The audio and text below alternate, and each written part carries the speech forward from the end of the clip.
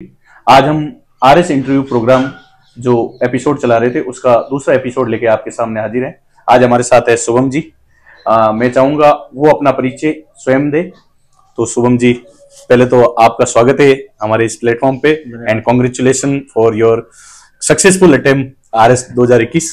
तो मैं एक छोटा सा परिचय चाहूंगा आप खुद दे दे दर्शकों को, जिससे आपके बारे में ज्यादा पता चले उनको। जी, जैसा कि राजेंद्र जी ने बताया, मेरा नाम शुभम है। मैं शुभम धाकड़, झालावाड़ जिला राजस्थान से बिलोंग करता हूं और स्कूली शिक्षा मैंने झालावाड़ से केंद्रीय विद्यालय से करी। मैथमेटिक्स का मैं स्टूडेंट रहा था, इसीलिए बीटेक भी परस्यू करी। इलेक्ट्रिकल इंजीनियर बना। तमिलनाडु में एसआरएम यूनिवर्सिटी से मैंने बीटेक पास किया।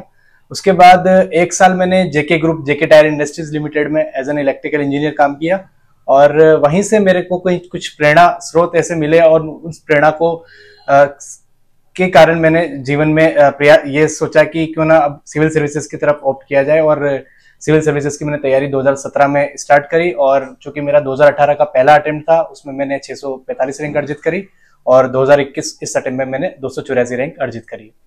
तो सर, जैसे आपने बताया कि आप झालावाड़ जिस शहर से हैं, तो झालावाड़ अमूमन झालावाड़ के लोग नहीं दिखते हैं आरएस की तैयारी करने में। आप तो सक्सेसफुल रिजल्ट लेके आए हो, तो ऐसा क्या किक पॉइंट रहा जो आपको एक प्राइवेट जॉब को छोड़ के आपने स्विच किया और वो भी सिविल सर्विसेज की तरफ जाना स्विच किया? बिल्कुल, ये आपने बहुत सही पॉइंट उठाया है कि हमारे डिस्ट्रिक्ट से, जैसा कि अभी तक की जो हिस्ट्री रही है सिविल सर्विसेज में, यूपीएससी में तो शायद ही गिने चुने निकले और स्टेट पीसीएस में भी बहुत ही कम देखने को मिलते हैं हर साल।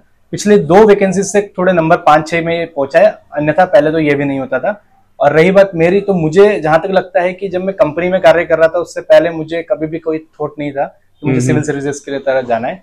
पारिवारिक भी मेरी पृष्ठभूमि हमेशा से घर में काफी इंजीनियर्स हैं, तो एक टेक्निकल बैकग्राउंड की रही थी और कभी भी जर्नलिस्ट जॉब की मैंने सोची थी ना मेरे थॉट में भी आया था। लेकिन जब मैं सीएसआर एक्टिविटीज से जुड़ा कंपनी में, कॉर्पोरेट सोशल रिस्पांसिबिलिटी करने के दौरान, और जो ताम्रम डिस्ट्रिक्ट के जो डीएम थे उस समय, उनका वहां आना हुआ और उन एक्टिविटीज में जब मैंने उनके द्वारा जो भी इनपुट्स दिए जाते हैं उस कार्यशैली को देखा, उसको अनुभव किया, उनके साथ जब काम किया, तो मुझे रियलाइज हुआ कि यार ये ऐसा प्लेटफॉर्म है जिससे एक ड्रास्टिक, एक बड़े, मैं कहूंगा कि बहुत बड़े लेवल पे अगर आपको चेंजेस लाने हैं और रिसोर्सेज का एक्सेस चाहिए, तो ये शायद वो प्लेटफॉर्म है जो मुझे वो करने के लिए एक प्लेटफॉर्म प्रोवाइड कर सकता है। तो इसीलिए मैंने इसके लिए ऑप्ट किया और आज मैं सक्सेसफुली इन सर्विसेज के अंदर आया हूं और आशा करता हूं कि मैं स्वयं के लिए आशा करता हूं कि मैं आगे और अच्छा करूं और यूपीएससी भी आगे तय करूं। तो जैसे आपने सोचा पहली बार कि सिविल सर्विस और जनरलाइज जॉब की तरफ जाना है, इस पे विशेषज्ञ की जॉब छोड़ के, तो पहला थॉट आपके मन में क्या आया? जैसे कोई भी नया अभ्यर्थी इस जॉब से जुड़ता है तो उसके मन में जो पहला थॉट आता है वो क्या था आपके मन में, और फिर उसको इम्प्लीमेंट आपने कैसे किया? जैसे रास्ता कैसे बनाया? मतलब मैं एक्चुअली नॉर्मल लैंग्वेज में पूछूं तो एकदम से रास्ता कैसे बनाया, क्योंकि आपका तो अलग फील्ड था, उसमें आपकी अलग स्पेसिफिक थी, और उसको छोड़ के आपने रास्ता कैसे बनाया और आपको कौन से प्लेटफॉर्म मिले या फिर आपने कैसे परस्यू किया इस तैयारी को शुरू से? जी बिल्कुल, जैसा कि आपने कहा कि रास्ता हमें पता होना चाहिए। और जब हम बात कर रहे हैं सिविल सर्विसेज जैसे एग्जामिनेशन की, जहां पे आपको मल्टीपल सोर्सेज होते हैं मार्केट में, क्योंकि इतने सारे सब्जेक्ट्स होते हैं, कम समय होता है और इतने सारी चीजों से आपको डील करना होता है, तो एक परफेक्ट स्ट्रेटेजी, परफेक्ट रास्ता होना बहुत जरूरी है। तो मेरे केस में क्या था कि चूंकि इनिशियली जब 2016 का इसका सिलेबस को हम गो थ्रू होते हैं तो हम बात हैं कि उसमें मैथमेटिक्स का एक सेगमेंट था और मैंने इसका कट ऑफ सबसे पहले एनालिसिस किया।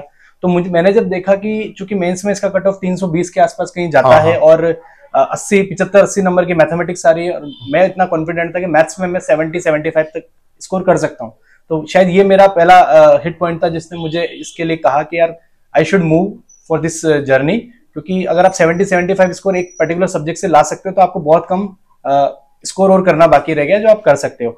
अब तैयारी के लिए सोचा तो था, लेकिन करने से पहले मेरे समस्या ये थी कि ज्योग्राफी, हिस्ट्री, पॉलिटी, ये ऐसे सब्जेक्ट्स थे जो मेरे बहुत कमजोर थे और मेरे को कभी इनमें इंटरेस्ट था भी नहीं। लेकिन कहते हैं कि अगर व्यक्ति को सक्सेस लेनी होती है तो उसे आपदा को अवसर बनाना आना चाहिए। तो ये शायद वो एक बात थी जो मुझे हमेशा से याद थी, बचपन से मैंने इस चीज को महसूस भी किया था। तो जब मैंने तैयारी करने का सोचा तो सबसे पहले मेरे सामने 2 जगह दिमाग में आई, पहला जयपुर सेंटर, दूसरा दिल्ली सेंटर। ठीक है। चूंकि स्टेट पीसीएस की मैं तैयारी करना चाहता था तो मैंने जयपुर को परस्यू किया। जयपुर में आया, कई इंस्टीट्यूट्स के साथ में जुड़ा और जब उनकी वहां से एजुकेशन ली, बहुत से नोट्स जो प्रेस्क्राइब नोट्स मार्केट में आते हैं उनको देखा, और नोट्स के साथ साथ जब मुझे धीरे धीरे में पुराने जो सक्सेसफुल हुए हैं अभ्यर्थी, उनका मैंने इंटरव्यूज को देखा, सुना, तो मुझे पता चला कि एक स्ट्रेटेजी होना बहुत जरूरी है और स्ट्रेटेजी के लिए मैंने उन्हीं के इंटरव्यूज के बिहाफ पे कुछ एक स्ट्रेटेजीज अपनी डेवलप करी और उसको फॉलो करता चला और एंड में रिजल्ट लिया। अगर मैं गलत नहीं हूं तो 2016 में सेकंड पेपर में मैथ और रीजनिंग आती थी। जी बिल्कुल। जो अब प्री में कर दी उन्होंने। लेकिन जब आपने अटेम्प्ट दिया, जब मैथ थी और जब मैथ हट गई, तब आपको एक बार ऐसा नहीं लगा कि मुझे यूपीएससी की तरफ जाना चाहिए या फिर कोई और एग्जाम देख लेना चाहिए मेरे हिसाब से? नहीं, एक मन में आता है ना कि भाई अपन मैथमेटिक्स बैकग्राउंड से जिस बेस पे अपन ने तैयारी की वही बेस हट गया। जी। और आपने एक मेंशन किया जैसे टॉपर के इंटरव्यू, क्या वो वास्तव में हेल्पफुल रहते हैं? जी बिल्कुल हेल्पफुल रहते हैं। तो जैसे इसमें आरएस मेंस की जैसे कुछ अभ्यर्थी अभी मेंस दे रहे हैं, वो भी मेरे हिसाब से ये इंटरव्यू देख रहे होंगे, तो जैसे 4 पेपर होते हैं तो चारों के लिए स्पेसिफिक रणनीति होती है? क्योंकि मैंने जो एनालाइज किया है इस एग्जाम को, तो पेपर 1 में अधिकतर अभ्यर्थी के कम नंबर आने के कोई कारण विशेष, या फिर इस चारों पेपरों को लेकर आप अपनी रणनीति जो बताना चाहे? जी बिल्कुल। सबसे पहले मैंने आपके आखिरी जो प्रश्न है उसी से शुरू करूंगा कि पेपर 1 में स्कोर कम क्यों जाता है। तो पेपर 1 को जब हम देखते हैं तो हम पाते हैं कि उसमें एक बहुत बड़ा सेगमेंट हिस्ट्री का है। ठीक है। और हिस्ट्री एक बहुत ही ज्यादा सब्जेक्टिव पेपर है ना? एक तो क्वेश्चंस के फॉर्मेट को लेके और आंसरिंग की फ्रेमिंग को लेके। तो ये कोई जरूरी नहीं है कि जो आपके दृष्टिकोण से सही हो वो सामने वाले दृष्टिकोण से सही लगे उसको। इसमें बहुत ज्यादा सब्जेक्टिविटी है। तो शायद ये भी एक बड़ा कारण है कि हिस्ट्री का सेगमेंट होने के कारण पेपर 1 में स्कोरिंग थोड़ी सी कम रहती है। और चूंकि हिस्ट्री का सिलेबस अपने आप में बहुत वाइड है, तो बहुत ही मुश्किल होता है कि हर एक अभ्यर्थी सारे क्वेश्चनों को उतना ही एफिशिएंसी से अटेम्प्ट कर पाए जितना कि एक ऑब्जेक्टिव बेस्ड पेपर को कर पाएगा। तो ये भी एक बड़ा कारण है कि पेपर 1 में स्कोरिंग कम रहती है। और रही बात स्ट्रेटेजी की, तो बिल्कुल, चूंकि हर पेपर के अंदर अलग अलग सब्जेक्ट्स हैं, हर सब्जेक्ट का अपना नेचर होता है और उसी नेचर के अकॉर्डिंग आपके पर्टिकुलर सेगमेंट की स्ट्रेटेजी होती है। स्ट्रेटेजी पे हम चले तो पेपर 1 की हम जैसे बात करते हैं तो इसको अपन थोड़ा सा डिटेल में जानना चाहेंगे। हाँ, पेपर 1 के 3 पार्ट हैं, पार्ट 1, पार्ट 2, पार्ट 3। पार्ट 1 में हिस्ट्री आ रही है। तो हिस्ट्री के लिए चूंकि इतना सारे सोर्सेज है, तो मैं यही एडवाइस करूंगा कि एक लिमिटेड सोर्स किसी आप कोचिंग के नोट्स ले सकते हैं। और कोचिंग के नोट्स के साथ साथ राजस्थान हिंदी ग्रंथ अकादमी की पुस्तक आती है, ठीक है, या फिर नहीं तो 9वीं से 12वीं की जो राजस्थान बोर्ड की बुक्स आती है, ये इनफ है। इससे ज्यादा जाने की जरूरत नहीं है, क्योंकि एंड में उन सभी 15 से 16 सब्जेक्ट्स को 4 पेपरों के अंदर 2 दिन में समेट पाना बहुत मुश्किल होता है। तो इसलिए बेहतर है कि एक सटीक रणनीति होना जरूरी है। और सटीक रणनीति का आधार ये होता है, कम पढ़ो, अच्छा पढ़ो और बार बार पढ़ो। तो कम पढ़ने के लिए जरूरी है हमारे सोर्सेज भी लिमिटेड हो। बिल्कुल, उस लिमिटेड सोर्स की पूंजी ऑथेंटिक सोर्स से निकलती है। और ऑथेंटिक सोर्स 9वीं से 12वीं के जो राजस्थान बोर्ड की बुक्स हैं वो आपको फॉलो करनी है। हिस्ट्री के केस में, ज्योग्राफी के केस में, पब्लिक एडमिनिस्ट्रेशन के केस में ये मस्ट है। इसके बाद जब हम जो छोटे सब्जेक्टों की जो सबसे बड़ा कंफ्यूजन इसी में होता है कि जो 6 छोटे सब्जेक्ट है, एक तो वो उनके सेगमेंट 20-20 नंबर के, टू द पॉइंट लिखना होता है, और जो लैंग्वेज जो वो चाहते हैं वो लैंग्वेज उन नोट्सों से नहीं आ पाती है। तो वो आपने कहां से पकड़ा? ये जो पॉइंट है ना, वो बहुत दिक्कत देता है। बिल्कुल समझ रहा हूँ मैं। तो जैसा कि आपने कहा कि छोटे सब्जेक्ट्स में, इसमें 2-3 सब्जेक्ट्स ऐसे हैं जो बहुत डायनेमिक है। जैसे मैं बात करूं सोशियोलॉजी का। हाँ, सोशियोलॉजी एक ऐसा सब्जेक्ट है जो आप किसी बुक से पढ़ के भी कितना पढ़ोगे। ये वो एक ऐसा सब्जेक्ट है जो over the period of time आपने एक अंडरस्टैंडिंग डेवलप करी है अपने अंदर, चाहे वो किसी एक्ट को लेके हो, चाहे किसी भी बात को लेके हो। जैसे 2021 के मैं पेपर की बात करता हूँ, उसमें शारदा एक्ट के बारे में पूछा गया था। अब सोशियोलॉजी का जब आप सिलेबस कवर करते हैं तो शारदा एक्ट उसमें आप डायरेक्टली पढ़ पाओ, उसकी संभावना बहुत कम है। लेकिन आपने हिस्ट्री को ढंग से पढ़ा होगा, मॉडर्न इंडियन हिस्ट्री को पढ़ा होगा, तो आपने शारदा एक्ट जरूर पढ़ा होगा। बिल्कुल। तो सोशियोलॉजी एक ऐसा सब्जेक्ट है, आप किसी नोट्स के अकेले भरोसे पे नहीं चल सकते। आपको पहले की सारी नॉलेज को अपने दिमाग में समेट के रखना होता है। इसी के साथ मैं बात करूं स्पोर्ट्स एंड योगा की। आप कितने नोट से कितने स्पोर्ट्स पर्सन को जान पाएंगे? नहीं जान पाएंगे। इसके लिए जरूरी है कि आप रेगुलर करंट की जो अवेयरनेस है, स्पोर्ट्स की अवेयरनेस है, उसको रेगुलर रखें, ताकि जब जरूरत पड़े और आपका काम हो जाए। वो नहीं चाहते कि आपको उनके बारे में पूरा निबंध लिखना है, वो तो चाहते हैं 2 लाइन लिख दो। हाँ, 20-15 वर्ड पेपर में इतना ही होता है, 15 वर्ड्स। तो इतनी अंडरस्टैंडिंग इससे बन सकती है, आप रेगुलर अवेयरनेस कर रखें। तो इस तरह से छोटे छोटे सब्जेक्ट्स का अपना अपना नेचर है। अब रही बात लैंग्वेज की, तो लैंग्वेज में जैसा कि मैंने कहा कि ऑथेंटिक सोर्स पकड़े। अब 9 से 12 की जो राजस्थान बोर्ड की बुक्स हैं उसमें छोटे सब्जेक्ट्स कवर होना मतलब नेक्स्ट टू इम्पॉसिबल है। उसके लिए आपको एनसीईआरटी की बुक्स को फॉलो करना ही पड़ेगा। और जहां तक मैं समझता हूँ, एनसीईआरटी की बुक्स बड़े बड़े समझदार, बड़े बड़े दिग्गज लोगों ने लिखी है, और वो जो शब्दावली का प्रयोग करते हैं, प्रयास करें उसे मगअप करें, उसे रटें, line to line, word to word रटने की कोशिश करें, क्योंकि लिमिटेड सिलेबस है। जोर आएगा, एक बार याद हो जाने के बाद वो शब्दावली आपके जहन में होगी, आपके सबकॉन्शियस माइंड में होगी, और ऑटोमेटिक वही शब्दावली आपके आंसर में भी झल गई। वो आपको अलग और बना देगी। आपके जो थोड़े से नंबरों का जो गैप रहता है वो कवर कर देगी। ये आपने बता दिया छोटा। एक जो 4th पेपर होता है उसकी जो स्ट्रेटेजी है, जैसे हिंदी और इंग्लिश 2 सब्जेक्ट है। इंग्लिश में बहुत से लोगों का हाथ तंग होता है जो वो हिंदी की तरफ ज्यादा जाना पसंद करते हैं। तो वो आपने कैसे किया दोनों को पेपर को मैनेज करते हुए, क्योंकि सिर्फ हिंदी से नहीं हो सकता और सिर्फ इंग्लिश से नहीं हो सकता, तो उनको मैनेज कैसे किया और उनका सोर्स क्या रहा? जी बिल्कुल, अब जैसे कि आपने खुद ने लास्ट लाइन में कहा सिर्फ हिंदी के भरोसे नहीं चल सकते। हाँ, ऐसा नहीं हो सकता कि इंग्लिश छोड़ देंगे या बहुत कम करेंगे और बाकी सब में स्कोर ज्यादा कर देंगे, ऐसा नहीं होता, ऐसा हो भी नहीं सकता। इसलिए जरूरी ये है कि आप सबको दोनों को एक साथ लेके चलें। अब चलें कैसे? तो चूंकि राजस्थान में अधिकांश लोगों की हिंदी काफी अच्छी होती है कंपेयर टू इंग्लिश, तो हिंदी पे ज्यादा जोर पड़ता नहीं है। तो हिंदी के लिए मार्केट में कई सारी बुक्स प्रिस्क्राइब्ड है, राघव प्रकाश सबसे ज्यादा फॉलो की जाती है। इसके अलावा राजस्थान हिंदी ग्रंथ अकादमी जो आरपीएससी के एग्जाम्स के लिए स्पेशली डिजाइन की गई है, आप वो भी ले सकते हैं। काफी अच्छी किताब है, 150 रुपए के आसपास वो किताब आती है, काफी ऑथेंटिक किताब है। रही बात इंग्लिश, जो कि आपका मेन प्रश्न है, तो इंग्लिश में आप किसी भी कोचिंग के अच्छी कोचिंग के नोट्स को ले सकते हैं। उसके साथ में केडी कैंपस जो नीतू सिंह मैम की जो किताब आती है एक्सक्लूसिव फॉर द ग्रामर, जो एसएससी एग्जाम को टारगेट करती है, आप प्रैक्टिस के लिए अगर आपको थोड़ा सा लेवल और बढ़ाना है उन क्वेश्चंस को कर सकते हैं। और एक बार जब प्रैक्टिस में उन क्वेश्चंस को करेंगे तो मुझे नहीं लगता कि जो ग्रामर 10 नंबर की हार्डकोर ग्रामर इंग्लिश में आ रही है 10 में से 7-8 से कम आपके सही होंगे, उससे ज्यादा ही सही होंगे। और रही बात राइटिंग सेगमेंट की, ये बहुत बड़ा मिथ है बच्चों के अंदर, अगर ग्रामर के रूल रट लेंगे पढ़ लेंगे तो राइटिंग सेगमेंट कॉम्प्रिहेंशन सेगमेंट कर देंगे, ऐसा नहीं होता। ये एग्जैक्टली पूछना बता रहा था, क्योंकि इंग्लिश का 20 नंबर का ग्रामर पोर्शन आता है और 60 नंबर का है जो वो कंपोजिशन पार्ट है, उस पे जो पकड़ नहीं बना पाते, उनका क्या पूरा फोकस ही ग्रामर पे हो जाता है, जिससे उनका स्कोर उतना नहीं हो पाता जितना वो एक्सपेक्ट करके बैठे। स्कोर से ज्यादा इसमें सबसे बड़ी समस्या क्या है, आप चूंकि मैं तो इंग्लिश मीडियम का स्टूडेंट हूं, मैं आपको अंदर की बात बताना चाहूंगा, ऐसा कभी भी नहीं होता। हम कभी भी नहीं सोचते कि प्रेजेंट सिंपल टेंस में मैं लिख रहा हूं तो प्रेजेंट सिंपल का फॉर्मूला क्या होगा, उसको सोच के फिर मैं उसका कंपोजिशन में सेंटेंस बनाऊंगा, ऐसा नहीं होता। तो रेगुलर हैबिट में आता है, जिस तरह से हम आम बोलचाल में हिंदी बोल रहे हैं, इसी बोलचाल में इंग्लिश बोली जाती है और इसी बोलचाल में वो लिखी जाती है। कंपोजिशन में अगर ग्रामर के रूल्स को मैक्स टू मैक्स आप फॉलो करो, अच्छी बात है। नहीं भी कर पाते हो तो इसका मतलब ये नहीं है कि आप रूल को सोच के उसको लिखने बैठोगे।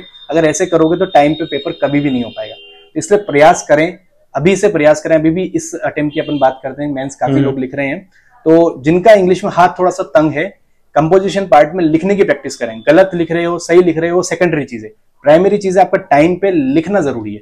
तो लिखने की प्रैक्टिस करो, ज्यादा से ज्यादा लिखो, और जो आपके आसपास थोड़ी भी आपसे बेहतर इंग्लिश जानता है उसको चेक कराओ, फिर लिखो, फिर चेक कराओ। तो इस तरह से रोज का आप आदत डालिए। कंपोजिशन में आपको एनी हाउ आधा से आधा घंटा आपको रोज इंग्लिश के अंदर 2 से 3 क्वेश्चन या 2 से 3 पैराग्राफ लिखने ही लिखने।